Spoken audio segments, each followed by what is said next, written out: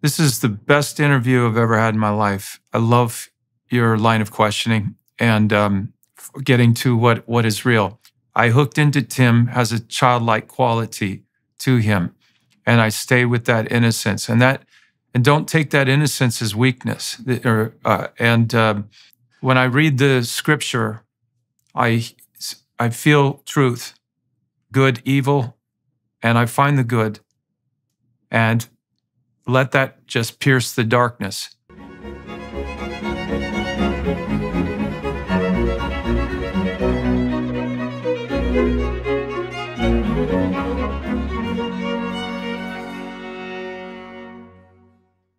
Hello, everyone watching and listening.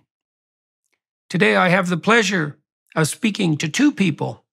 Someone you most likely know for his portrayal of Jesus of Nazareth in Passion of the Christ, Jim Caviezel, and also someone you should know, if you don't already, the man behind Operation Underground Railroad, Tim Ballard.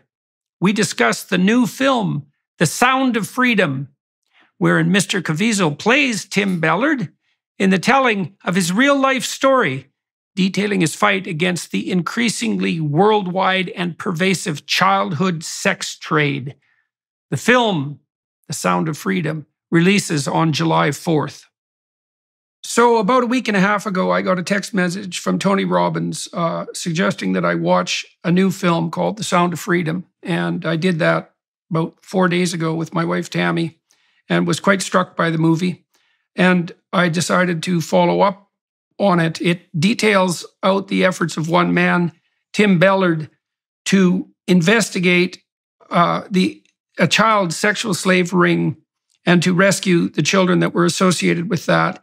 But it also points to a broader social problem, which is the spread of sexual and slave trafficking worldwide, abetted by the net, which is a great avenue for psychopathic criminals to pursue their darkest desires with very little risk of being caught, especially on the multinational basis. So I've decided to reach out to Tim Ballard, who is the man who the movie is about, and to Jim Caviezel, who's the actor that plays him, to talk about what all this signifies. And so, Tim, let's start with you. I mean, the movie makes the case that there is a widely expanding network of slavery, essentially making itself manifest worldwide, concentrating in no small part on very young children who are being sold repeatedly to pedophilic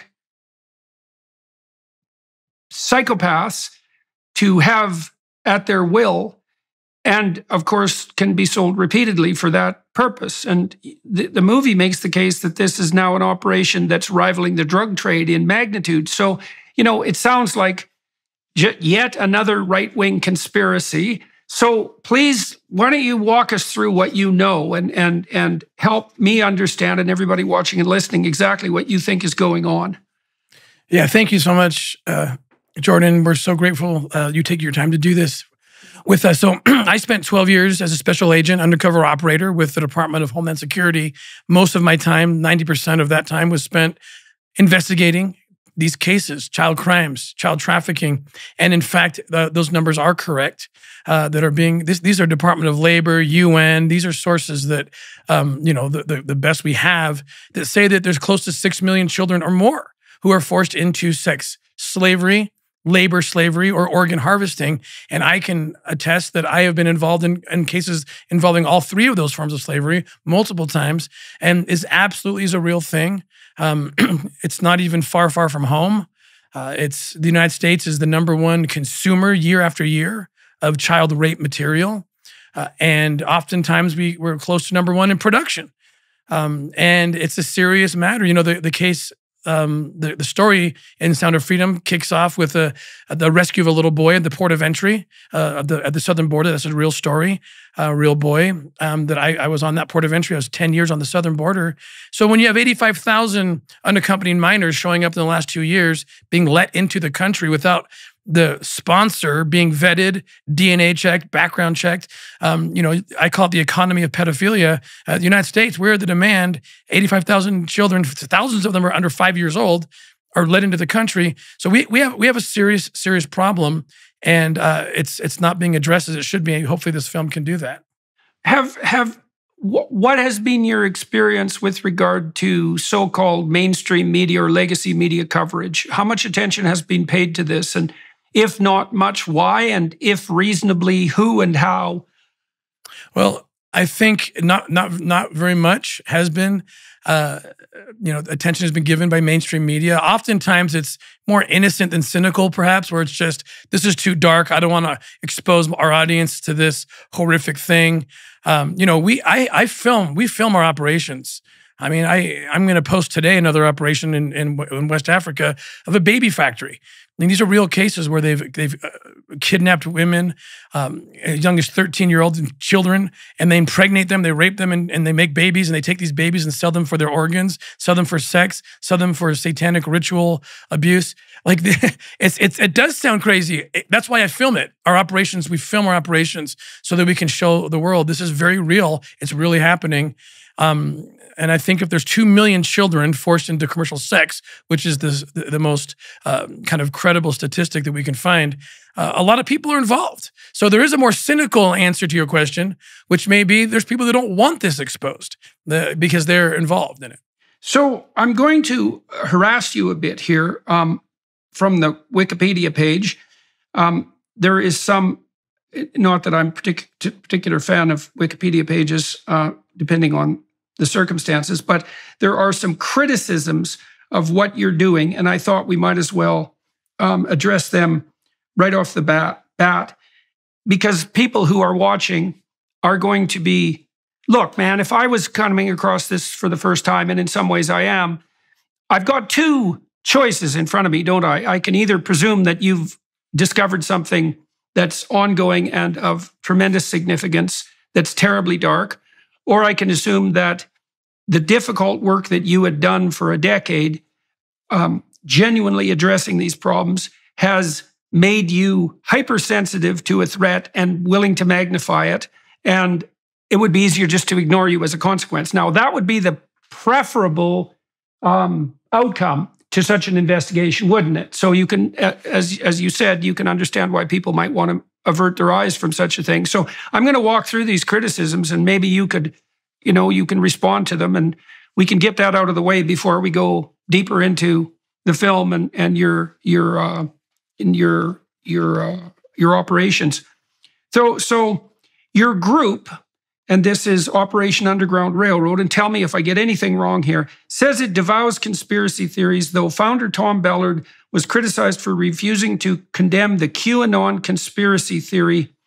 I have no idea what the hell that means. Do you know what that's referring to? Yeah, absolutely. We that's a lie on Wikipedia. We have absolutely in our FAQs for years have condemned the majority of what we see with conspiracy theories. So they like to attribute me to the QAnon movement. There may be some truths in there, but there's so many falsehoods on top of that. So our FAQs refute that immediately because it discredits the movement. In fact, I would go so far as to consider that maybe certain people who don't want this known are responsible for some of the conspiracy theories in order to discredit the movement. And they go too far. They go too far in their assessment of things. But yeah, we absolutely have disavowed what's generally coming out of QAnon. Yeah, well, it says, it's very vague on Wikipedia. It says to condemn the QAnon conspiracy theory. Well, I know perfectly well that there are more than one conspiracy theories, let's say, on QAnon, so I'm not even exactly sure what it's referring to. Is there a particular conspiracy theory that you were criticized for refusing to condemn? Do you have any more specific details about that?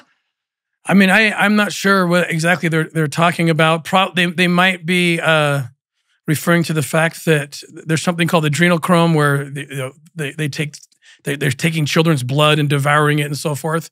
And I've explained my experience with that, and I just did in West Africa and other places. We've seen this in several parts of the continent of Africa, and it's very real. It's very real. This witch doctory. They take these children. They take their organs. They take their blood. They drink it. They take the genitalia of children and hang it over the rooftop of their businesses, thinking that the dark gods will bless them. These are real things.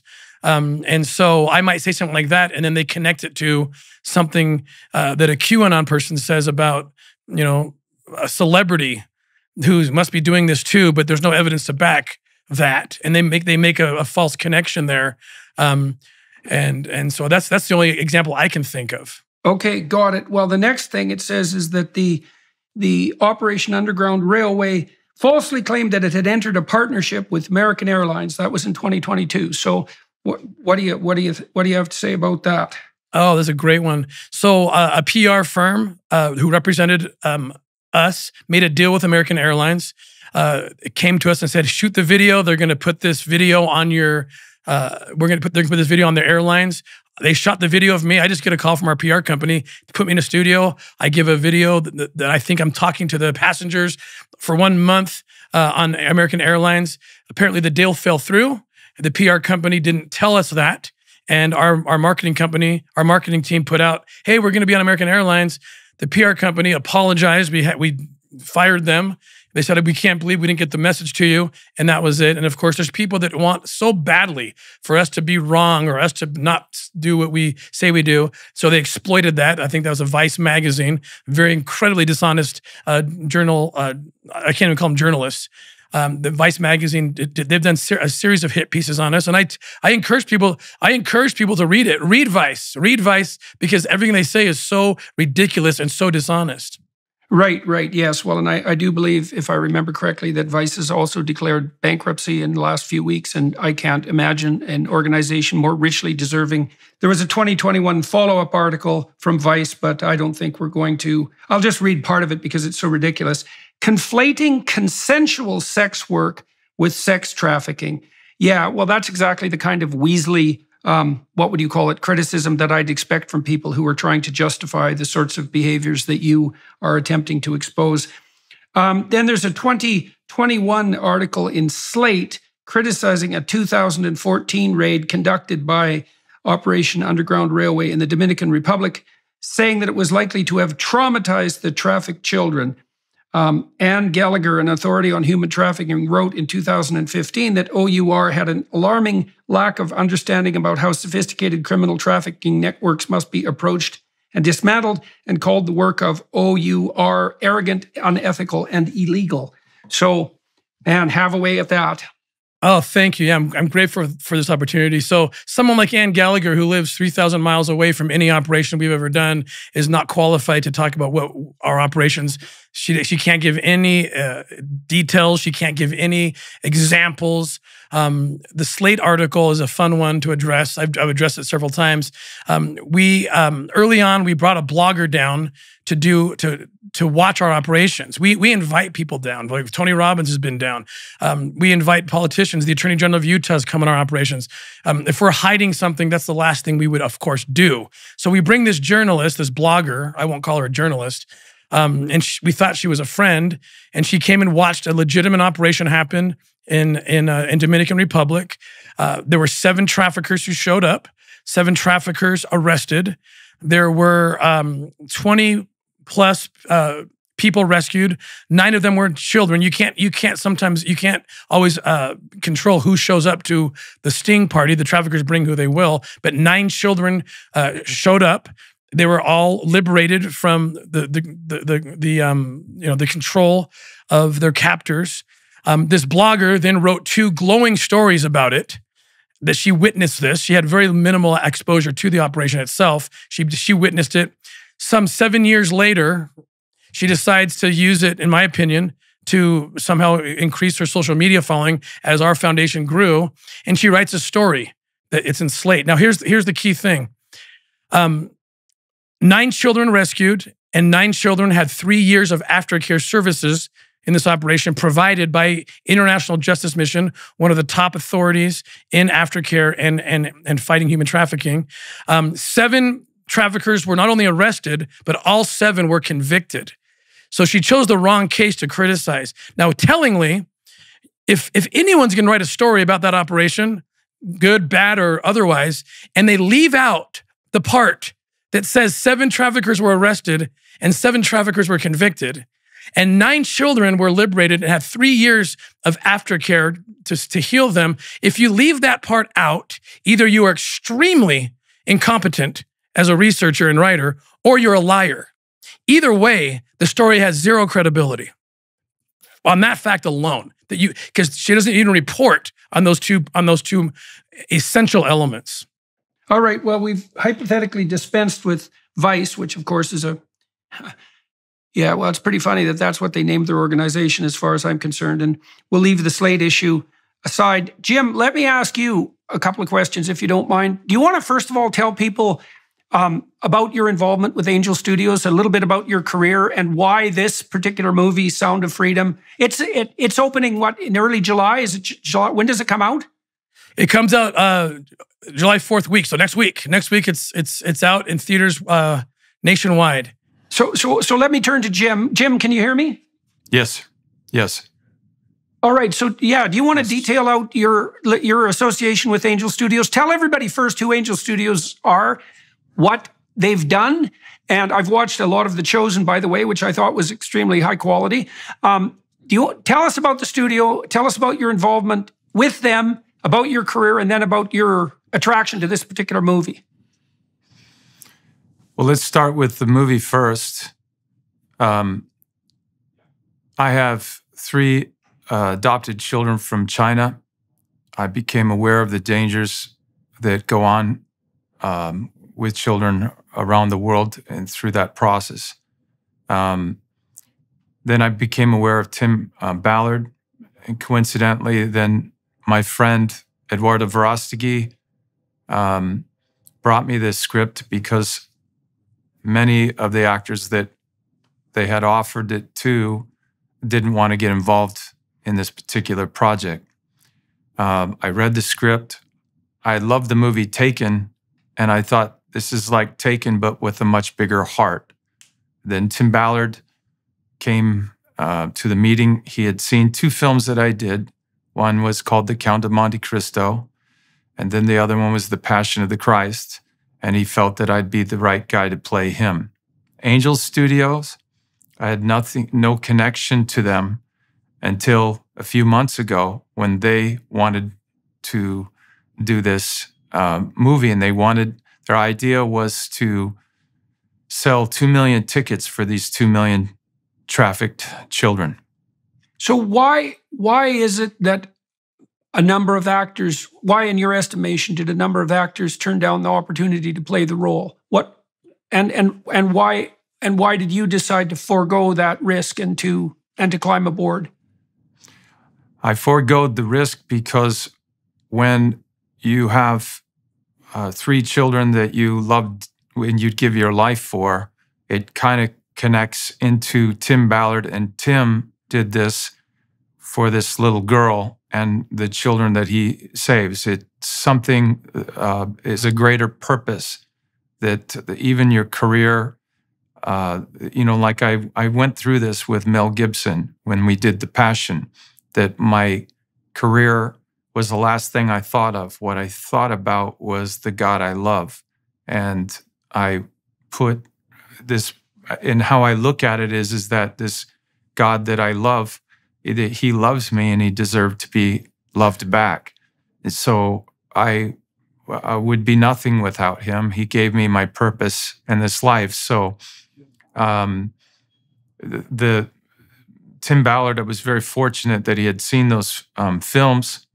And when I looked at, and I think Tim made this comparison, Schindler's List was a very powerful weapon, but it came 50 years too late. This film is now. This is exposing it now during that time. And I believe that is probably why it's easier to get an actor to do a movie 50 years later. There's no controversy. It's over. But the individuals, imagine if Rwanda, if that story had been made, that movie had been made during that time, or that they could see it. You have to look at these situations and understand that good people sit back and do nothing and allow this evil to occur. There's got to be people that stand up in the time that it occurs. And that's what drew me to the whole story in the first place. And how do you feel about the movie? Now you've seen the movie in its entirety. It's about to be released. It's a fully fledged, high quality production. I was particularly impressed by the cinematography. It's also extraordinarily well edited.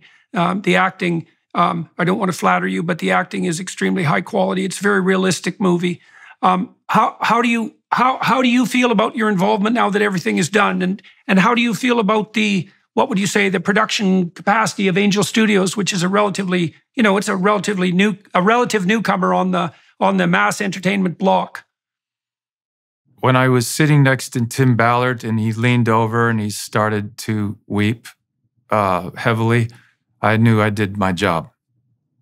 So do you want to run us briefly through, I don't want to give away the entire plot because that would obviously be pointless, but do you want to just run us briefly through, Jim, the plot of the movie, and then I'll turn to Tim and fill in some of the background details of his life.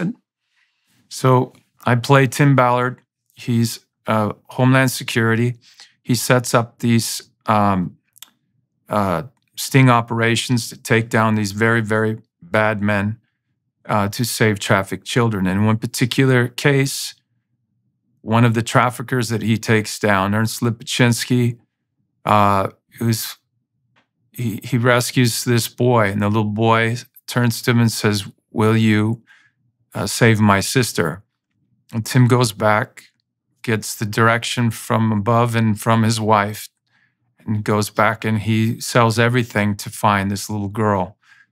So what I liked about the script, so I've noticed that one of the most effective ways of communicating complex ideas effectively is to particularize the problem. And so what happens in this movie is that the broad problem of slavery and human trafficking, and the somewhat narrower problem of sexual trafficking of children is zeroed, is what focused on a particular case. And so that gives the movie a very powerful narrative underpinning, right? Because when a problem is particularized and you can see how it affects actual specific people's lives, it becomes much more realistic and much more palpable. And I thought the movie did a good job of that. Tim, do you want to walk everybody listening through? Let's go back into the details of your life. Now, you worked for this. You worked for the Special Forces per se, and who were you working for before you decided to forego your career and to pursue the case that we're describing? So I worked for 12 years as a special agent and undercover operator for the Department of Homeland Security, the investigative division called Homeland Security Investigations. 10 of those years were spent on the border, tracking child traffickers, people who would exploit children with child exploitation material. So I really learned a lot. In 2006, the laws changed in the United States. And for the first time, U.S. agents were permitted and encouraged to go overseas and find children who Americans were abusing, and we could now hold those Americans accountable as if they had committed that crime on U.S. soil. That's what really changed my life, because I speak Spanish fluently, and they sent me overseas, south of the border. That's when my eyes opened up, and I started seeing the children that I used to only see mostly on the pornography, on the child exploitation material cases. But it was tormenting me. The U.S. government unwittingly was, because if I couldn't find that connection back to the United States, the American kid or the American pedophile, I had to come home. But the problem is I've already been exposed to the children. I've already been exposed to the problem, and oftentimes have made myself the bait. And in 2012, I had enough on this case. I went further than otherwise I probably should have. The movie didn't have time to tell you that there was another case in Haiti at the same time that I was working, thinking there was a U.S. nexus. And I was told in both instances to come home and you couldn't work these cases. And that's when I had a very consequential conversation with my wife. And I said, if I stay here, if I do this operation, with or without my badge. It doesn't matter at this point. I can do the work. We will save kids. But I have to lose my job, and we have 6 children. And this is a moral dilemma like I've never faced in my life. And I was hoping my wife would have responded with, "Get your ass home. You can't abandon us. You know, first of all, you're going to die without the top cover of the U.S. government if you continue this. And who's going to pay the bills and feed the kids?" She didn't say that. She said to me, "You have to quit your job." And it was that easy for her. It became spiritual for her even. She felt a calling and a responsibility that she might have to reckon with one day when she meets her maker. And I knew that she felt that way when she told me this in the crucial moment of decision, about 2 days before I ended up turning my badge and gun over and went private. She said to me, "I will not let you jeopardize my salvation by not doing this." And when she said those words, and I knew she meant those words, that changed everything for me. And we jumped into really just an irrational act of service, I might call it, because it wasn't rational in many ways. But ultimately, it ended in the operation you see depicted in the film, which shows 54 children, some adult women, young adult women were in that group as well, rescued on that island. But what the movie doesn't have the time to report is that in actuality, it was 120. There was 2 other locations being taken down at the same time. And there's a documentary that's going to follow in the wake of Sound of Freedom called Triple Take. Angel Studios will put it out, documenting the entire story. And so in the end, it was successful, and we were able to build upon that success. And I founded Operation Underground Railroad. I run another foundation that was founded by Glenn Beck called the Nazarene Fund. And we're doing these kind of operations all over the world today. So let's go back in time to before you worked as a security agent for the Homeland or an agent for the Homeland Security Investigations Unit. How were you trained to do that? Like, what was your background before you became employed as an agent? And what was it about you that made you capable of engaging in this sort of operation? So I got a graduate degree in international politics. And I always wanted to be in federal law enforcement. My first job was CIA. I was there during 9/11, working in the operations center. In the wake of 9/11, I found out that I studied terrorism and weapons of mass destruction. That was actually the degree I got at the Monterey Institute of International Studies. And so I was an easy recruit into the CIA because, 9/11 had just happened. When I found out that one of the terrorists, Mohammed Atta, had staged his attack from Mexicali, Mexico, and crossed the border, and I speak Spanish, I wanted to go fight terrorism on the southern border. So I ended up jumping ship from CIA, and I joined the newly created Homeland Security Department, and became a special agent. For 6 months, I was tracking those kind of movements, not human trafficking or child exploitation, but money, guns, terrorism. 6 months into that endeavor, I was called into the office of a supervisor, and they asked me if I would please forego everything that I wanted to do with my career and help them start a child crimes unit. I do not know why they asked me. One thing he did say to me was, "You're a young agent, but you're a person of faith, and we know that about you, and that's a requirement, or your soul will be crushed." The Bible is a root of wisdom, inspiration, and spiritual nourishment. The Hallow app empowers you to explore the Bible's profound teachings and to effortlessly incorporate them into your daily life. A great place to start while you deepen your understanding of the Bible is to check out Father Mike Schmitz's Bible in a Year, available on the Hallow app exclusively for brief daily readings and reflections. Here you can dive into an extensive library of Bible reading plans accompanied by insightful reflections and audio-guided meditations.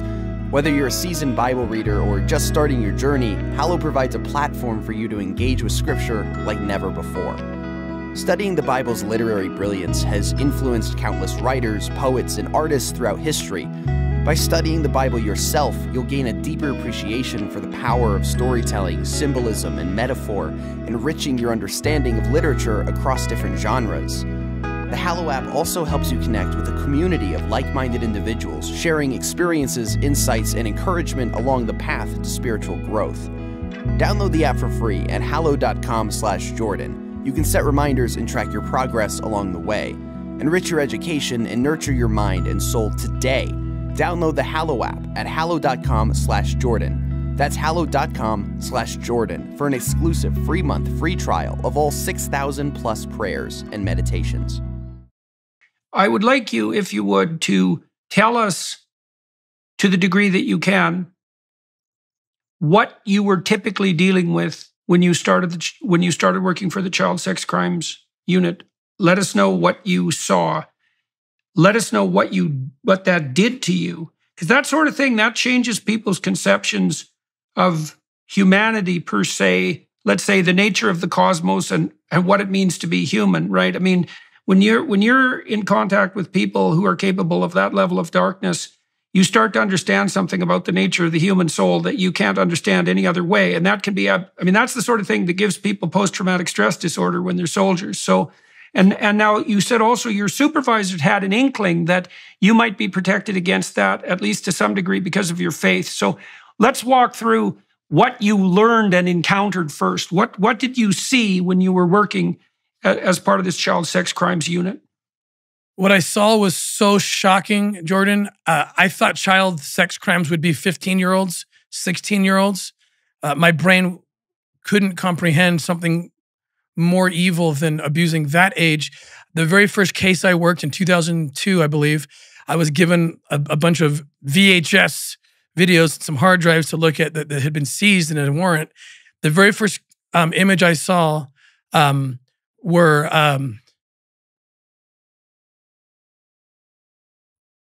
there were three little boys that were probably 7, 5, and 3, and they looked like my children.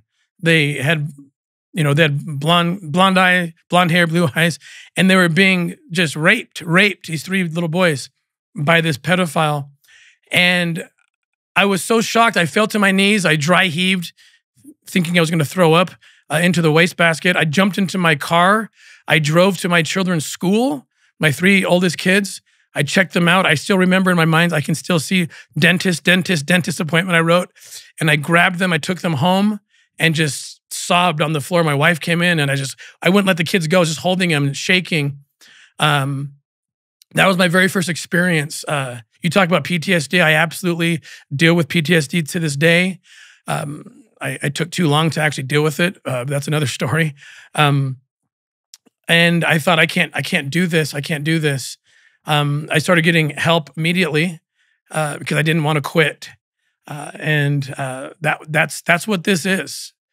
That's what this is. And those kind of videos have increased over the last couple of years by 5,000%. Yeah, well, in Canada, we just had a report from an organization called the Western Standard that 1 million child sexual exploitation photos and videos have been identified in an Alberta child porn investigation. 1 million photos, 8 arrests made. Okay, so that's some indication of the widespread nature of the problem.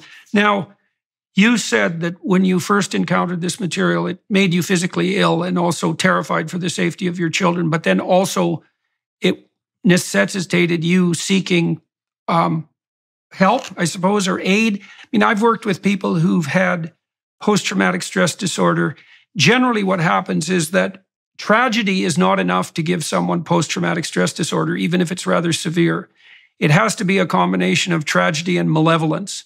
And the real trauma comes as a consequence of contact with evil, with malevolence.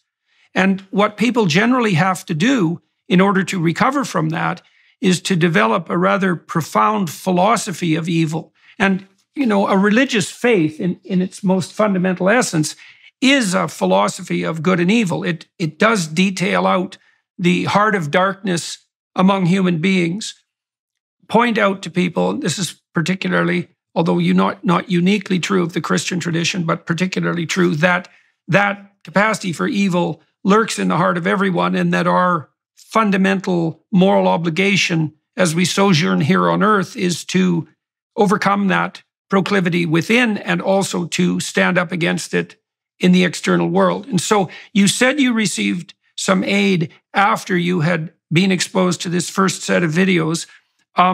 What is it about the way you looked at the world that had to change in order for you to adapt to what you were encountering? Well, I had to come to grips with an idea that I had never been confronted with before, that there are people, and not a few, but millions of people, only millions of pedophiles could justify a demand of millions of child exploitation material, videos, and so forth. The first person you see arrested in the movie is a real person named Ernst Lupolszczynski in Sound of Freedom. He had over 2 million pieces of child rape material in his house. So to be confronted with the reality that there are people on this planet, and like I said, not a few, but millions, who want to indulge in watching 5-year-old children be raped and sexually assaulted in ways that, and I'm sorry to be so raw, but I feel comfortable with you, Dr. Peterson, but to watch children's bodies actually break in the act of sexual assault, acts that your mind couldn't conjure up if you tried to conjure it up, and that it's real, that is so shocking to the system. It changes your life forever. I tell people, if I feel like I've had a million holes burned into my brain because I've watched thousands of hours of that kind of material. Not only watch it, and I love the scene that Jim depicts where that's very real. I can't watch the movie, but the movie's very good. The movie doesn't show any of this, by the way. It doesn't show anything like this. I don't want people to run away and be scared. But you see the scene where the camera flashes a close-up into Jim's eyes.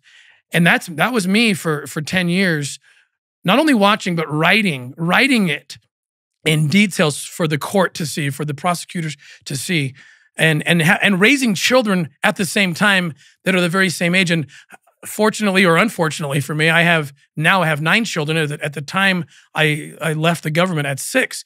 And so I can always identify the age of a child with one of my own children. And what my mind was almost automatically doing is I would superimpose my own children's faces and persons onto these children. And that led to the PTSD, I'll be honest, and almost a paranoia about what would happen to my children and watching my children. And I've come a long ways, and I'm able to deal with it. But I was determined never to quit, and so I just sought more help, and I won't quit. So, okay, so Tim, I'm going to walk you through what I know about how people turn into the sort of pedophile that you and everyone else, I suppose, or virtually everyone else, finds so mysterious. So I'm going to refer first to the story of Cain and Abel because it actually puts its finger on the process in a stunning manner. So what happens in that story is that 2 different pathways to adaptation are detailed out, and they become the cardinal pathways of adaptation that characterize the whole human race, immersed as it is from that point onward in history instead of in the Garden of Eden. And one is the pathway of Cain, and the other is the pathway of Abel. Now, Abel makes high-quality sacrifices. He's all in, right? He puts himself on the line, and he does the real thing. And as a consequence, he finds favor with God, and his sacrifices are rewarded. He does well, and everyone loves him, and he thrives. And Cain, his sacrifices are not of the same quality. He tries to cut the corners and to pull the wool over his eyes and God's eyes and everyone else's eyes. And as a consequence, his sacrifices are rejected. And instead of cluing the hell in and waking up and taking responsibility for his failure, he decides that he's going to call out God for creating a cosmos that's cosmically unfair and unjust. And the evidence for that is Cain's failure and Abel's success. And so he has a little chat with God, and he basically calls him out and says, I'm breaking myself in half here, and nothing's going my way, and Abel gets everything he wants, and how dare you make a cosmos so radically unjust and improper, and why don't you just straighten yourself out? And God says, if you did well, you would be rewarded for it, and you should look to yourself. And then he says something even worse. And this is very subtle because it's complicated to understand it unless you look at multiple translations or potentially the original Hebrew, which I can't read, but I read the multiple translations.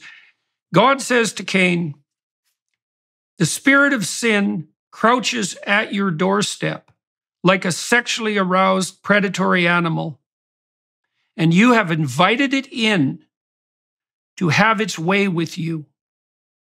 And so now, if you study the development of the fantasies of very, very dark people, you see that they brood and fantasize in isolation for years.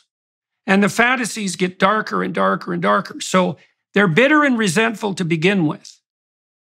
And then they start fantasizing about, well, what they would want. That can take a sexual end, or it can take a very violent end, or it can take both. And what they're really after is the ultimate in revenge. And on the sexual front, they find a kick in extending the, what would you call it, unacceptability of the fantasy one stage at a time. The famous and extremely attractive sexual serial killer, what was his name? There's a famous photograph of him like this, very attractive man. Do you remember his name? Ted Bundy. Anybody? Ted Bundy. Ted Bundy detailed out exactly how his fantasies progressed as he became more and more involved with pornography. And what happens in some sense is that these people who are nursing these terrible fantasies want to stay on the edge of novelty. And so their fantasies get darker and darker and darker as they progress down that road. And so after 1,000 such micro-progressions, they end up in exactly the sort of pit that you're describing. And some of that is pure sexual kick because of the novelty. But it's got this sadistic and perverse, vengeful twist. And you could think about it this way. I think it says in the Gospels that, it would be better that a millstone was hung around your neck and that you were cast into the abyss than to do harm to any of God's children, let's say. And that's actually where the perverse delight comes, because the most egregious possible sin, let's say, is the violent sexual abuse of the most innocent possible person. And the perverse novelty kick is highest at exactly that point. And then that just goes from bad to worse. And there's 1,000 or even 10,000 micro decisions that go along with that. There's also a great book called Ordinary Men. This is well worth reading, although it's a bloody catastrophe to read, I'll tell you. It details out how a group of German policemen who were moved to Poland during World War II were transformed from ordinary ordinary working class men, old enough to not have been raised under the Nazi regime, by the way, and so not propagandized into a kind of mindless obedience, how they went from being perfectly ordinary policemen to the sort of people who could take naked pregnant women out into the middle of the field and shoot them in the back of the head. And it isn't like they had an easy time with that. Some of them reported the same sort of thing that you reported when you first watched that video. What they were being called upon to do stage by stage made them physically ill. And they had a commander who actually had told them that they could leave the service if they didn't want to continue with their duties. But they felt duty-bound not to leave their comrades having to mop up the terrible situation. But it does a lovely job of detailing out how your movement from normality to absolute perversity is a consequence of 10,000 micro violations of your own conscience. Not all of them micro, obviously. So you need to know about the vengefulness. You need to know about the kick of sadism. That's that novelty kick that produces a dopaminergic kick that heightens sexual satisfaction. And so there's an element of sadistic misery that can add novelty to sex. That's particularly attractive to people who are bitter and resentful because they actually can't find any willing sexual partners. And so they're angry at the world and shake their fist at God because of it. And so anyways, that's a bit of the developmental course of such a lovely descent into hell. And the interesting thing about it is that people brood, Like you don't get to the point where you're watching pornographic videos of children being raped without hundreds or even thousands of hours of increasingly demented voluntary fantasy. And that's that allowing the spirit of sin that would otherwise crouch on your doorstep to enter your house and have its way with you, right? It's like a collaborative venture with Satan himself. That's the most straightforward way of describing it. And so, well, so that's, I don't know what you have to say about that, but I'll let you have at her. I'll say this, that everything you're saying absolutely resonates with my anecdotal experiences dealing with these people. I look into their eyes, and what you're describing is what I see, though I've never been able to articulate it like you just have. So I appreciate being armed with an understanding that it will help me evangelize more clearly to others about the dangers of overstimulation and overuse of pornography and shaking hands with the devil. So thank you for that. That was very insightful. So I spent a bit of time, not a lot, but a bit of time inside a maximum security prison when I was a kid. I worked with a very strange psychologist that was there. And one of the things that really shocked me, and I think this shocked me enough to change my whole life, was I met this one prisoner who was a pretty nondescript looking character. He took me for a walk out in the yard away from a gym full of like weightlifting, axe murderer, monsters, and rapists. And we went for a walk out in the yard, and the psychologist called us back and told me later in the office that this guy, who was about 5'2", pretty non-prepossessing guy, had made two policemen kneel in front of him, beg for their lives in reference to their families, and then shot them both in the back of the head and kicked them aside. And the shocking thing to me was, you know, you kind of think that if you met pure evil, it would have a monstrous form. And, you know, the thing that shocked me about that was the nondescript nature of this guy. You know, his absolutely banal ordinariness, the fact that you could just walk past him on the street and you'd never know. He wasn't some monster, you know, the monstrous character of Satan in your imagination is, you know, a figure that's terrifying to behold instead of someone normal. You know what I mean? Normal in that cringing sense. These people that you've interacted with, like, what's your reaction to them when you talk to them, the pedophiles, when you talk to them and when you arrest them? My experience is very similar to what you just described. Very nondescript, people of all walks of life. We've arrested and I've interrogated educators, lawyers, law enforcement, clergymen, and sitting across from them, but with no apparent physicality that would tell you who they are. But I will say this: when they start talking and I look into their eyes, that's when I sense something that really scares the hell out of me. And the way they talk about children when they get there, and it's something that they've been able to normalize. And they're speaking to me about children almost like they're talking about, you know, the weather, or, you know, talking about buying and selling children like you talk about buying and selling computer parts or an automobile or something. And that's where I thought, something has taken over you. Something non-human has made you less human. And I've never been able to figure it out, only that it creeps me out. And I usually end up getting them to confess because they have brought themselves to a place where they think they're okay. They think that it's somehow normal. I don't know if that makes sense. How do they, Dr. Peterson? Why? The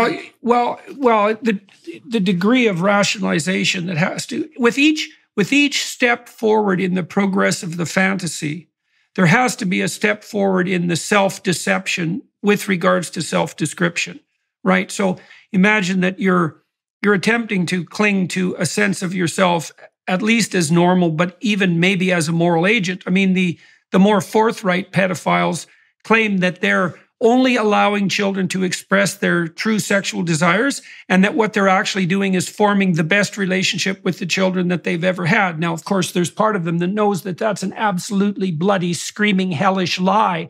But you get to that lie, like I said, with 1,000 micro lies, right? And you're modifying your self-conception along the way. I mean, have you had these people justify themselves to you? And if so, by what means do they attempt to do that?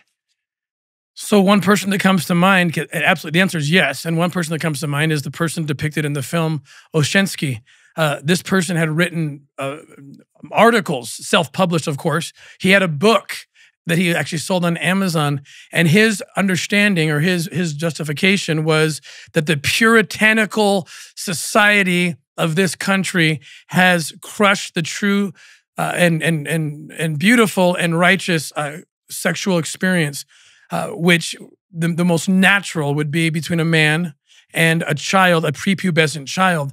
A prepubescent child is the most beautiful form of humanity, and why take that away from a child? Children would be well conditioned to confront the challenges of life if only they could experience orgasmic pleasure even in their prepubescence.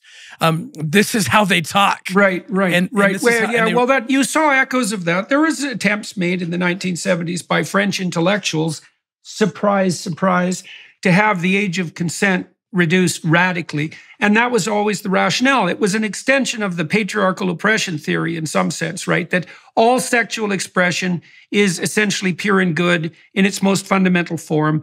And it's all warped by social pressure. And if we were just allowed to express ourselves in every manner that we saw fit, then everyone would be free and we wouldn't suffer anymore from the constraints of tyrannical society, right? And it's just convenient for the bloody pedophiles that happens to justify them doing whatever the hell they want to children who are obviously too young to consent. Right, so he is a good example. I forgot about that in the book. Jim, let me ask you. So now you didn't have to go through the same things that Tim did, and you obviously weren't subject to the same kind of exposure, but you had to play this role and you had to act out in your imagination the darkness that characterized the people who played your enemies, let's say, on the screen. What were the consequences for you of having to delve even on the fictional landscape into this entire, what would you say, underworld domain? Well, let's start with your story initially when you brought up Cain and Abel. In my years of working with agents like Tim, and I actually worked with other agents because Tim was very busy doing missions at the time, and I got to go into a lot of his world. I mean, those are the guys that I play, so I don't imitate other actors. I go and meet these guys and really learn and study what they do. Cain and Abel, for example, Abel is doing good things for God. How would Cain hurt God? By killing Abel, by wounding him. When I go and play, for example, a serial killer or a man that you mentioned earlier, Ted Bundy, who my friend broke that case and found out who he was, Mike Tando. So you're the beast that comes in you. He comes in and he deceives you and starts with the ego and the whole thing. And then eventually the turn is how that you're eventually not fair, non serviam, becomes one who, how can I wound God the most? By killing the most innocent child. And it wounds God in the greatest way when you take these innocent children who've done nothing and have no sin, and these guys have the attitude which you were mentioning earlier, all the cutting of the corners and whatnot, and ultimately they can kill the most innocent and effectively wounds God's heart the most. I spent a great deal of time. I did this movie, Deja Vu, and I played a Unabomber. And I was on the phone with a friend of mine who broke the case, and Ted Bundy, and I talked to him a lot about serial killers. And then I got to look at the FBI and the ATF gave me through Jerry Bruckheimer and Tony Scott. I got all these videos to look at, and I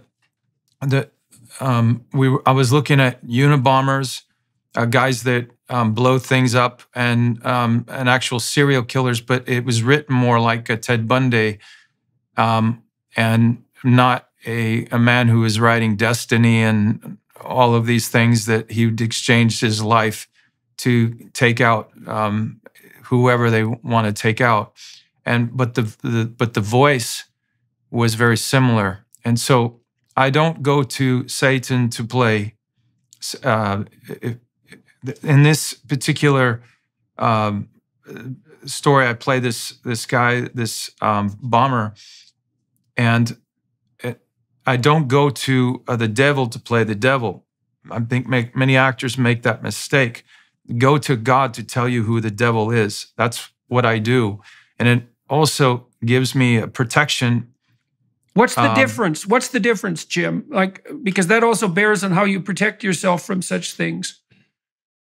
And are you saying the difference in the difference is that I play the truth. So if you go to the devil to play the devil will deceive you and put something up there that deceives the public. He'll always try to hide in the shadow. He'll always try, because he doesn't like the light, even though he's called the light, the illuminator, Lucifer.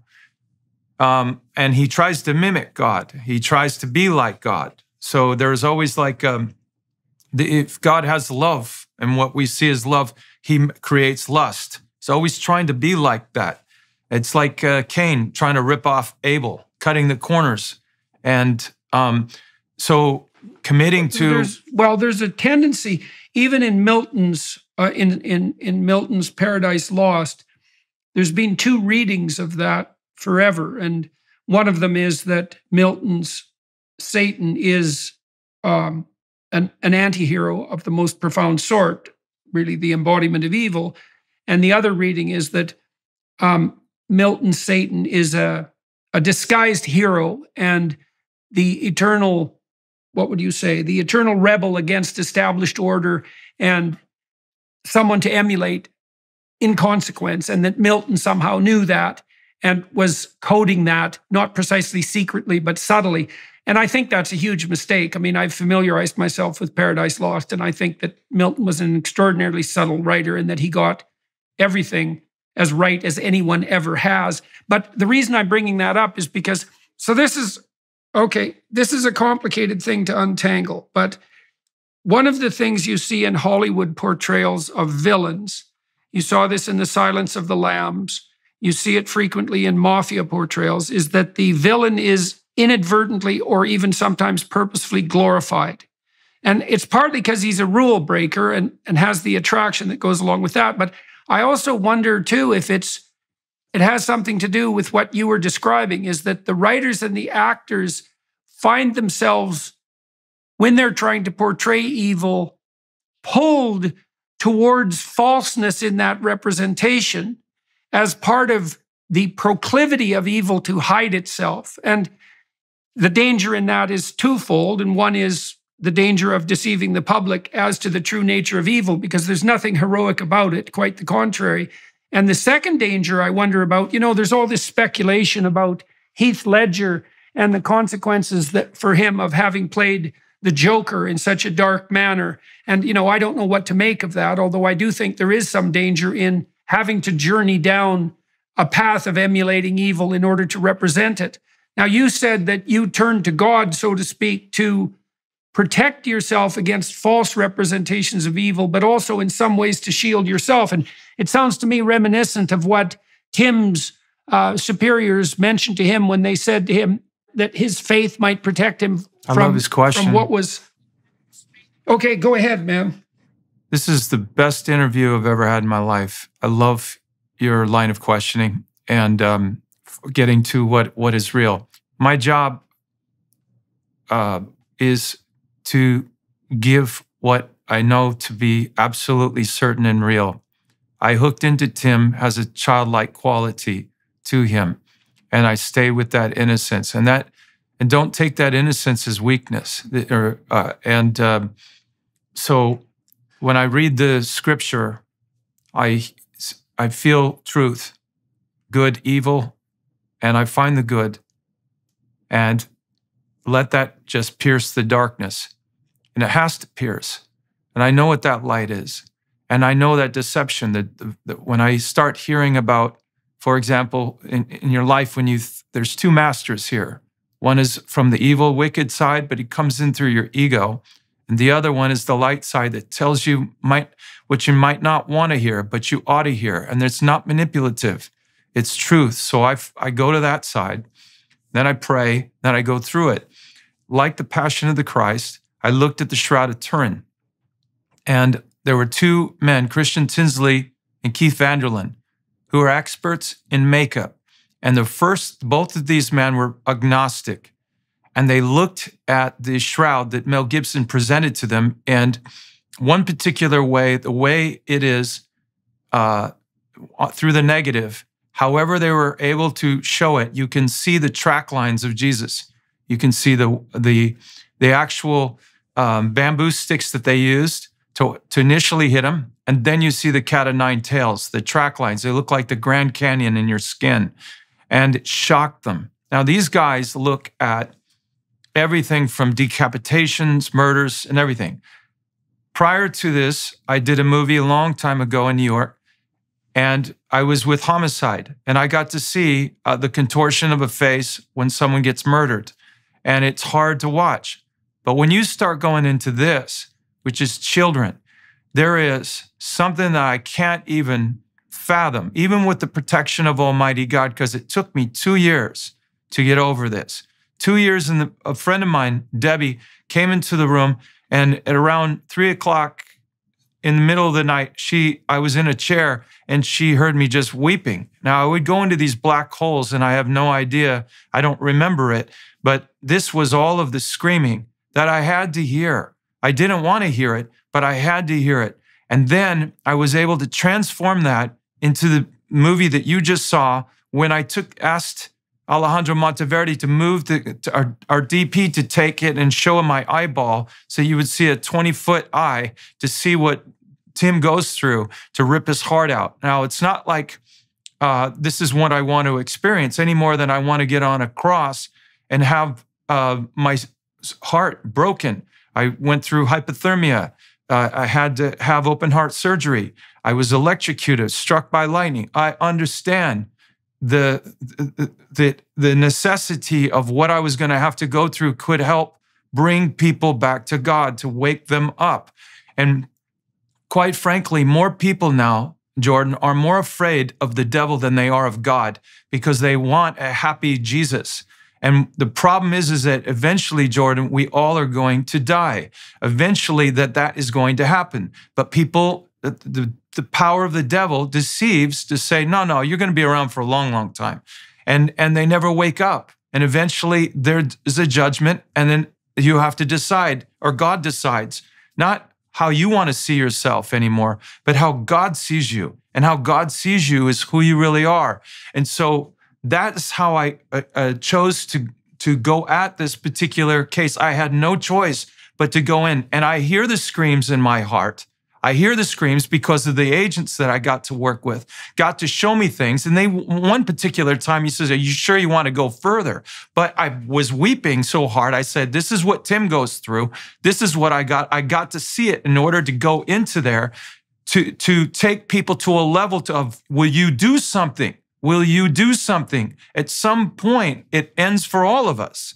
And so the pain in my heart is much better than the pain in the future. And if I have to see that to save my children, to motivate me to save my niece, to tell my sister, no, walking home at 13 years old from school is not a good choice.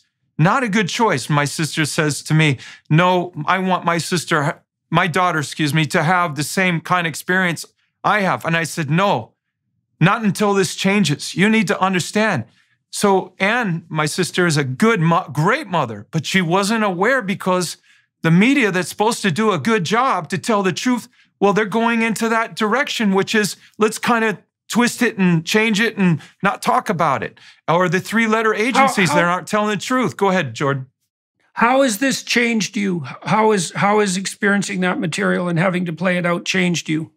I'd give my life in a heartbeat. Changed me. I'm less concerned about myself than I am about hurting. I will tell you this right now.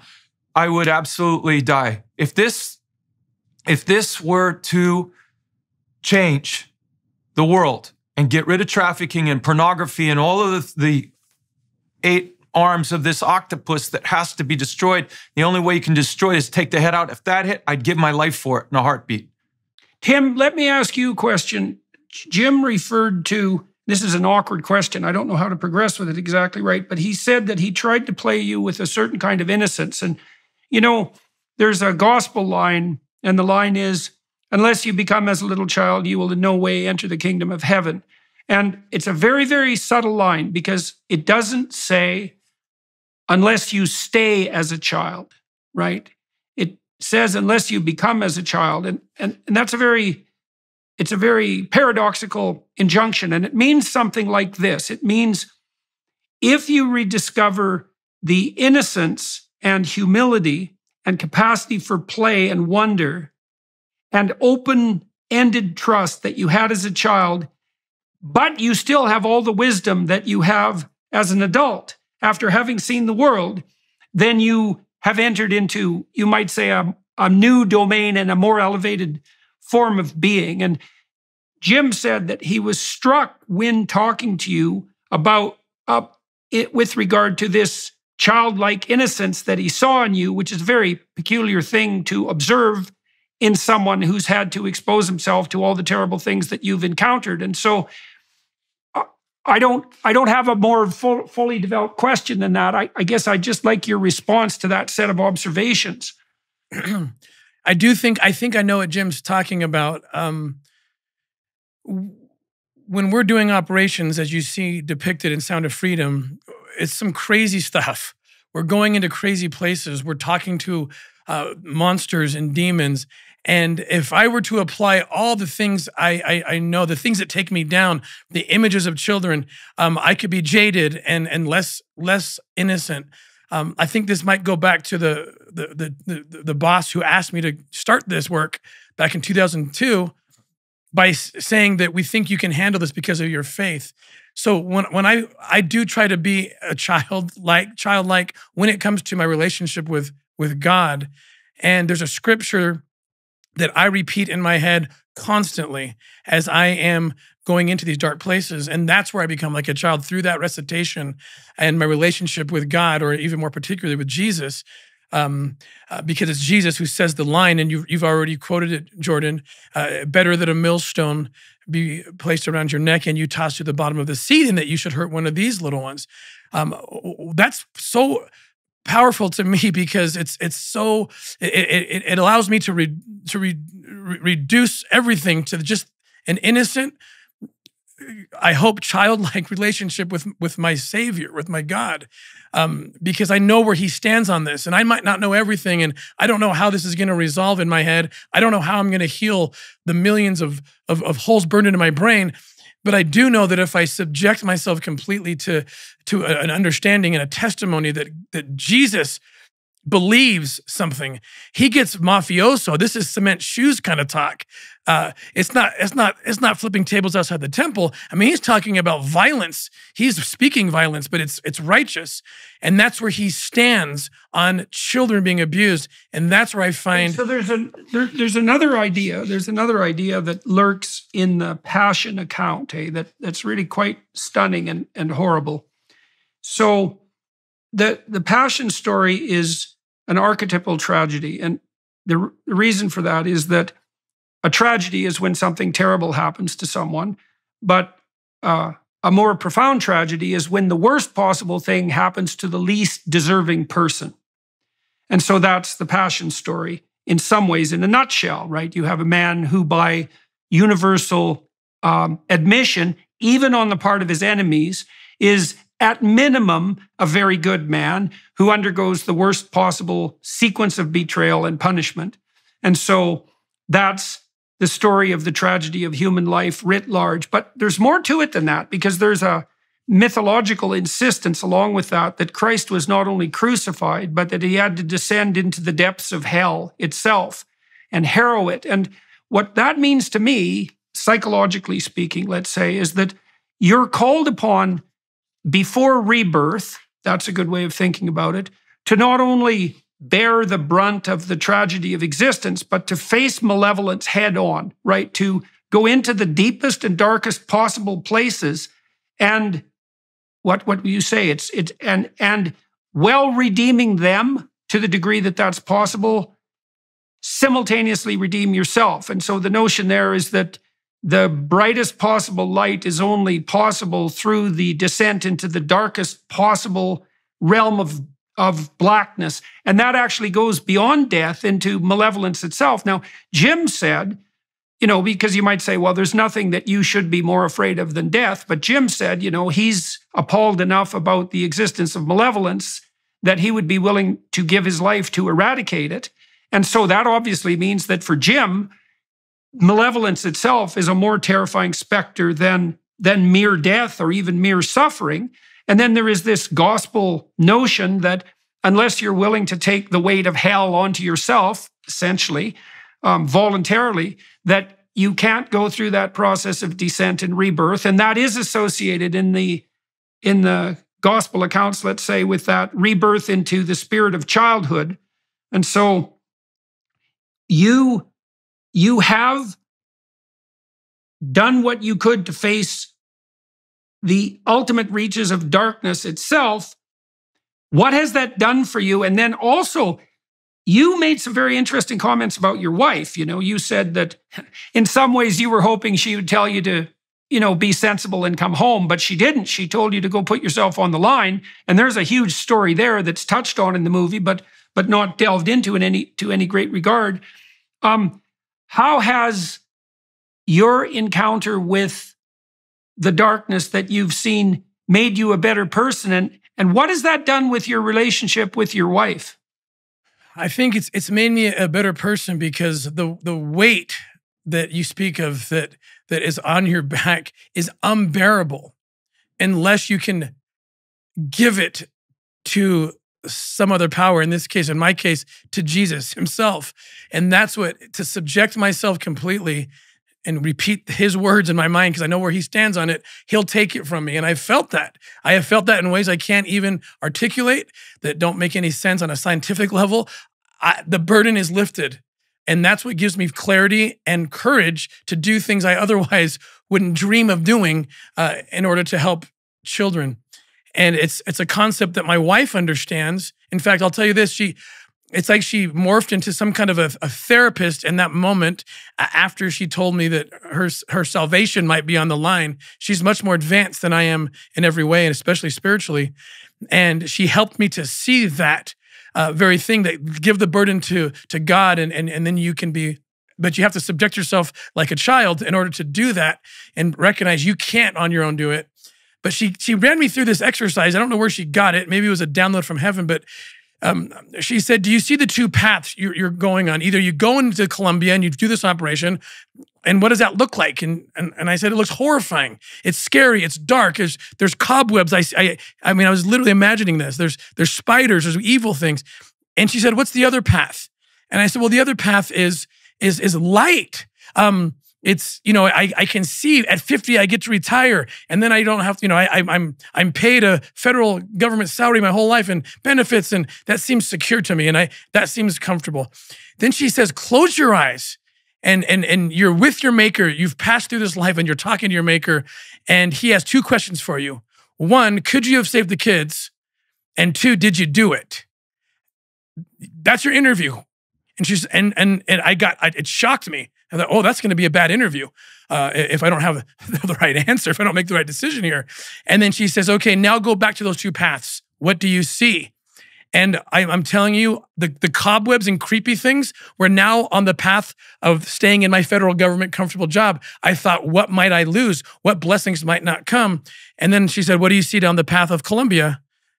And she said, I see warmth. I can't see everything, but that's the path I want. And I think that's what that means, is I will give it to God and do the right thing and subject myself like a child. I hope that made sense. Well, look, the reason that people lie and the reason they remain silent is because they think that things will be easier for them and better at least in the short term. But the psychological literature on this is pretty damn clear. I think clearer than any other element of the clinical psychology literature, which is that you avoid things that stand in your way, that frighten you at your great peril.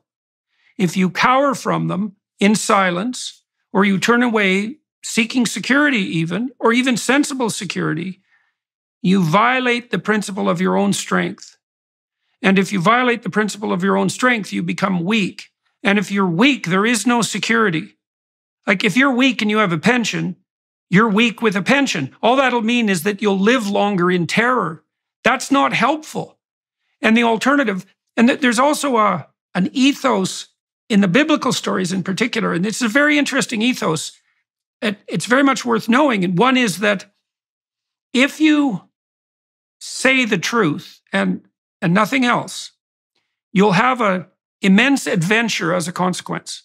You won't know what's going to happen to you, and you have to let go of your clinging to the outcome.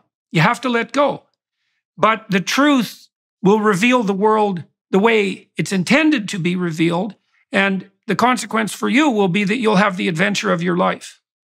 And the other part of that ethos is this, and it makes perfect sense to me. I can't see how it can be any other way, which is that whatever makes itself manifest as a consequence of the truth is the best possible reality that could be manifest, even if you can't see it. And, in my own life, I've been attacked many times by people who were attempting to demolish my reputation and take me out. And that's put my family at risk. And many times. We've gone through this a lot. And what we have observed is that if we stick to our guns and we say what we believe to be the case, and I say we because it's a collaborative enterprise, I'm always discussing things with my family, that there's a period of intense discomfort, and in the aftermath of that, and that's often several months or sometimes even several years later, things switch around and reverse in a manner that brings benefits that can't even be fathomed. So, and it is a matter of faith, right? So the faith is something like this: like, are you going to make your way through life with silence and falsehoods, or are you going to make your way through life with truth? And there's going to be a price for the truth, but your vision showed you there was a price for the security too, right? Once you allowed your imagination to manifest itself, you saw that the pathway of security was actually the one that was covered with spider webs, demons, and snakes. And, I saw that with faculty members at the university over and over. They would take the so-called secure path forward, and all they did was violate the integrity of their own souls, right? All that security is false. And obviously your wife, for some reason, it's quite the miraculous part of that story, I would say, that your wife was behind you like that, especially because you said you had 6 kids at the time, So how do you think she knew this? You said her faith is more developed than yours and that she knows things you don't. But what was it about her life, do you think, that enabled her to stand behind you and this crazy venture you went on when she had every reason to make... the movie says you were within what, months of vesting your pension? How many, 12 weeks, something like that? I can't remember the exact time, but yeah, that was my accountant came to me and showed me how many millions of dollars this would amount to that I was walking away from. It was ridiculous. I want to say $12 million or something, a number I couldn't even fathom. You're walking away from that. And that really tossed me. And that's the thing that led me to Catherine and said, this is what we'd be walking away from. Why does she have this thing? It's a mystery to me. I can say this, having given birth and raised 6 children, I've watched that process. There's something I think that happens to women, at least in the case of my wife, that there's some insight that comes from that process and childbirth and rearing a child, that she's had to rely on God just to get through that process and then have this little creature that you're in charge of. I think her relationship with God through motherhood, allowed her to have insights that I didn't have. I think she came with certain gifts as well that before this life. But whatever it was, she saw immediately and on the spot was able to run me through that exercise that really is consistent with your understanding of that process, Dr. Peterson. So I don't know. She's a miracle. She's a miracle to me. And none of this would have happened without her. Well, okay, so you quit your job and you put your pension on the line, and your wife was not only fully on board with that, but perversely enough encouraged you to do so. How has the financial support that made your continued existence and also the operations that you've undertaken, how has that manifested itself since? Like you don't have your pension and the government behind you, but obviously you've gathered resources around you, personally and practically. Tell me how that came about. Well, I'll add this piece because that was my big concern, and Catherine said to me, and she believed it. This was all in that same conversation. She said, "I don't care if we end up living in a tent. We will not go back to our maker." Instead, we didn't try to help these children. So that helped ease my mind because I thought, well, then okay, if we lose our house. Now, the blessings did come. Glenn Beck was the person who actually funded the rescue operation that you see depicted in the film, that very first one.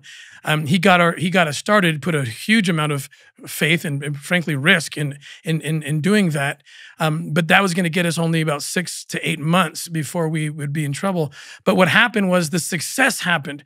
The peace that I felt in making the decision to go was that new path that I couldn't see everything, but it felt right. It felt good. It felt godly. And I knew we'd be okay. And we've never had a worse month than the month before. We've only grown. Success breeds success. Donations start coming in. Opportunities come in. And frankly, I think I'll be better off financially as I look at my future than I would have been otherwise. Right now, we should just dwell on that for a minute. So we just want to dwell on how unlikely that is. So let's just go through this. So you make this crazy decision to quit your job and to forgo your pension, even though you've basically vested it. And you're well into your career. You're to the point where, in principle, you could have contemplated retiring and sitting to drink Mai Tais on the beach in the Caribbean, which I wouldn't recommend, by the way, as a retirement plan. And instead, you decide that, and with your wife, that you guys are willing to, risk living in a tent with your kids, but you're going to do this come hell or high water. And the consequence of that is that, perversely enough, you're actually more financially secure and you have more opportunities than you would have otherwise had by a lot. Right, that's worth thinking about, right? Yeah. That's really worth thinking about because you threw yourself all in, which is what you're supposed to do. And not only did that work on the fight side, because you have been able to rescue these children and to continue this endeavor, but none of the things that you thought you would lose, you actually ended up losing. That's correct. And I'm thinking of the words you just said 5 minutes ago about when you take on the challenges, you lose that weakness that you otherwise would have. I don't want to be weak with a pension.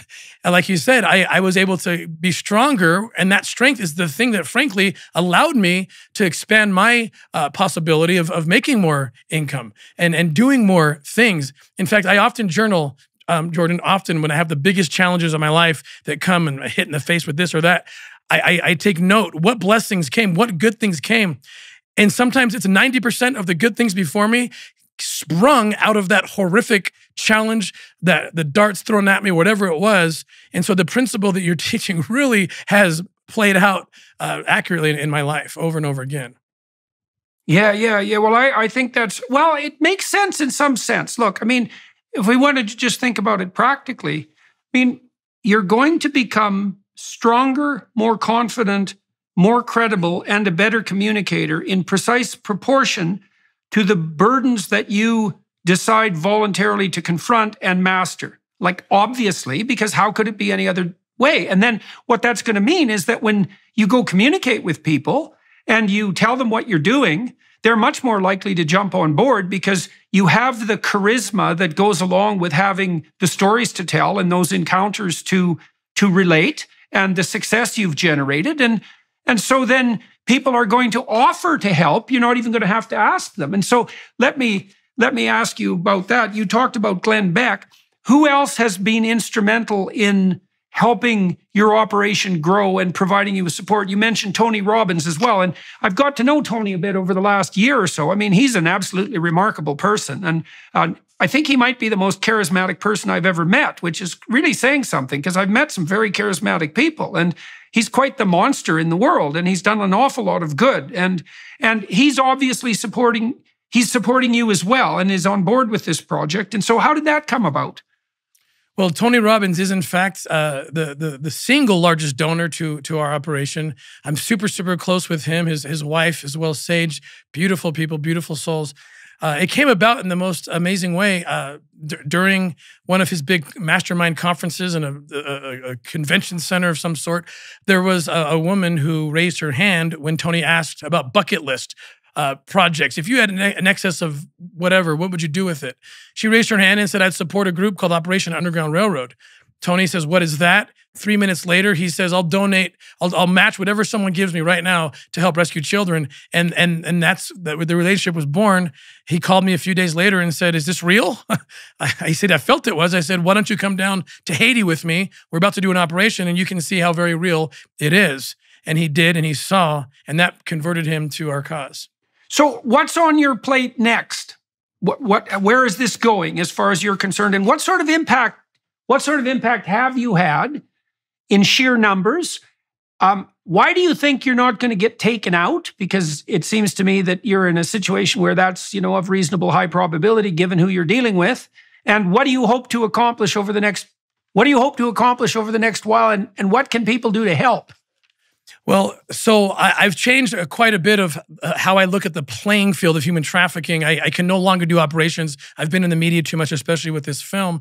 I've turned a lot of my attention to the fact that in what I call spiritual warfare, children are targeted like never before. I was on the Capitol Hill last week, and this congressman was telling me, how do we wake people up to the fact that all these unaccompanied minors are being shoved into America and we don't know where they are? And I said, well, your problem is you're not connecting all the dots, all the ways in which children are being hurt. Not only these 85,000 missing children that are now in the belly of the largest potentially child sex market in the world, but at the same time that's happening, you have groups trying to get rid of the name pedophile and call them minor attracted persons.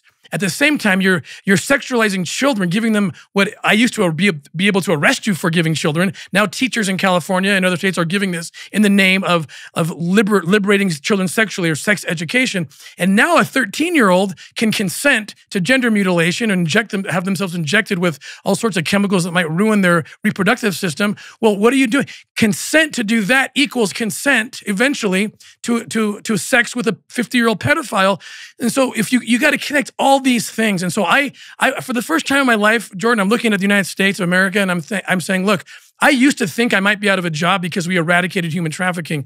I am now thinking I might be out of a job because the very laws that protect children and allow us to go after their captors are being and will be decaying and eroded with this crazy culture that is taking children in the name of liberating them and in fact is enslaving them. So, I interviewed this girl, Chloe Cole, who had a double mastectomy when she was 15 and who had puberty blockers and went through the whole bloody gamut of incompetent, lying therapists and sadistic butchering surgeons. And they transformed her sexually. And then she talked to me about her dating experiences in high school. Now, you can just imagine this, It's complicated enough for a young man or a young woman in high school to navigate the sexual shoals, let's say, and establish a reasonable relationship or even a reasonable sequence of relationships if everything is roughly normal or something approximating ideal. But Chloe put herself way out on the fringes, having done what she did, and that took her out of the dating pool in high school for her compatriots. And so she turned to online dating. And you can imagine the sort of people who attempted to pick her up. And she didn't refer to that an awful lot in our interview, but she referred to it enough so that I got a real flavor of the sort of people who were more than perversely willing to strike up a relationship with her, often much older, as you've pointed out. And so, that freedom that she was hypothetically offered that only required the sacrifice of her breasts, let's say, The wounds of which, by the way, have never completely healed. So that's perfectly goddamn delightful. And, you know, she talked about her descent into that perverse underworld of deviant sexual attraction. And so, yeah, there's not a lot of freedom on that front. Jim, what are you up to next? Like, you finished this movie. It's going to open up on July 4th. What's next for you on the project front and also on the personal front in terms of your commitment to continuing the work that you're starting with this movie? Well, it goes to the next chapter, which is on Haiti. And that's the next part of Tim, when they went down and did this Haiti mission. And this is a much better script than the first one, written by the same director.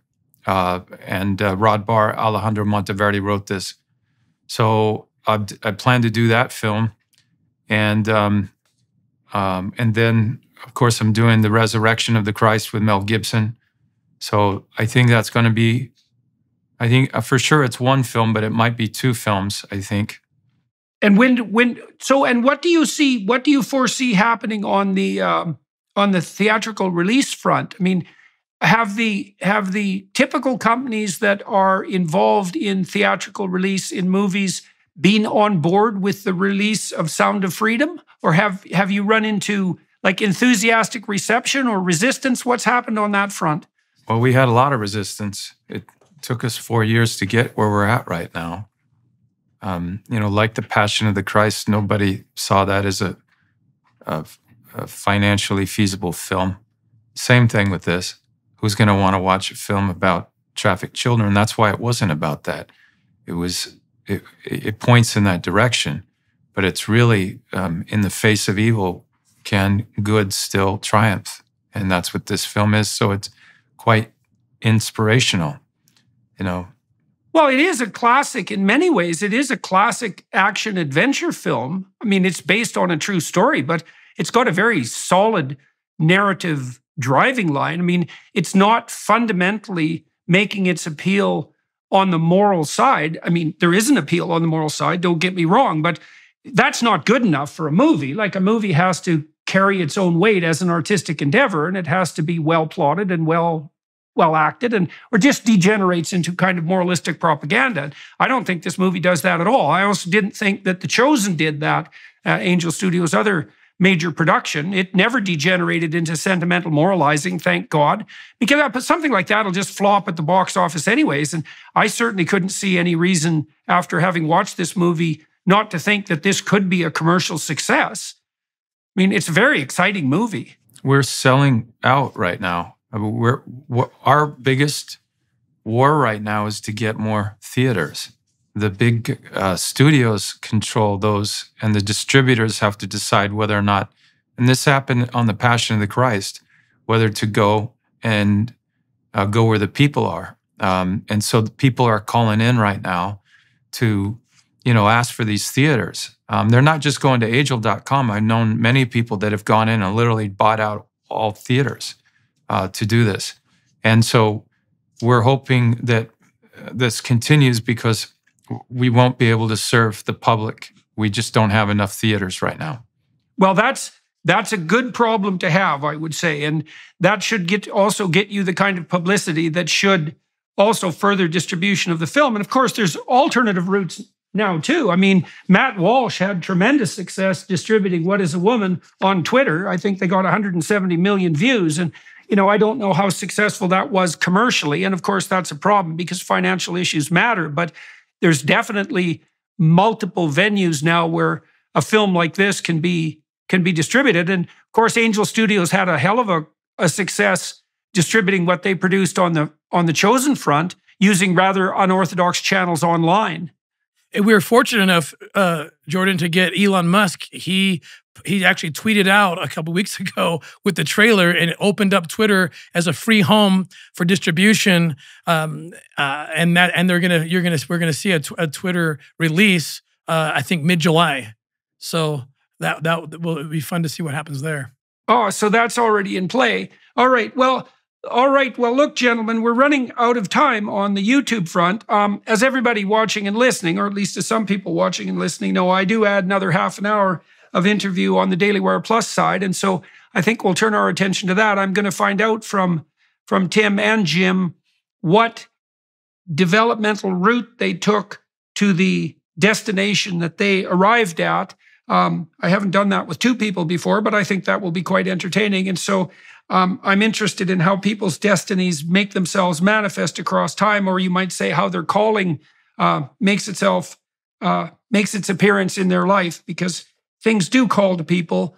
You know, everybody has problems that beset them that are their problems, and everybody has opportunities that beckon to them that are their opportunities. And that's kind of a mysterious, what would you say, bargain and interplay between the psyche and the world.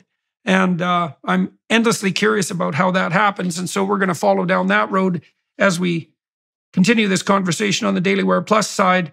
By the way, for those of you who are watching and listening, if you're thinking about throwing some support the Daily Wire Plus way, it's probably a good time to think about doing that, because they and I, for that matter, have been under a fair bit of pressure from YouTube in the last month. I've had 3 of my interviews taken down, and I suspect there's a couple in the pipelines that are also going to raise the hackles of the wrong people, whoever the hell they are, lurking behind the scenes. And so, well, you never know, right? You can't tell what rules you broke, and you can't tell who's enforcing the censorship rules, which is really not good on any front. So anyways, we're going to turn our attention over there. Thank you to Jim Caviezel and Tim Ballard for talking today. I really enjoyed your film. I'm looking forward to watching how the public will receive it and what the consequences will be, and wish you both luck in your future endeavors. And Tim, I will hook your wife up with my wife, and it'd be real interesting to have them talk about, you know, how she saw what you were doing and why she threw her weight behind it, because there's quite a story there as well, as far as I can tell. I'm very much looking forward to watching that interview. All right, gentlemen. It was good to talk to both of you. And thank to you, everyone watching and listening, Jordan Peterson. Thanks for your time and attention. Pay some attention to this movie if you're inclined. You bet, guys. You bet. Good to meet you both.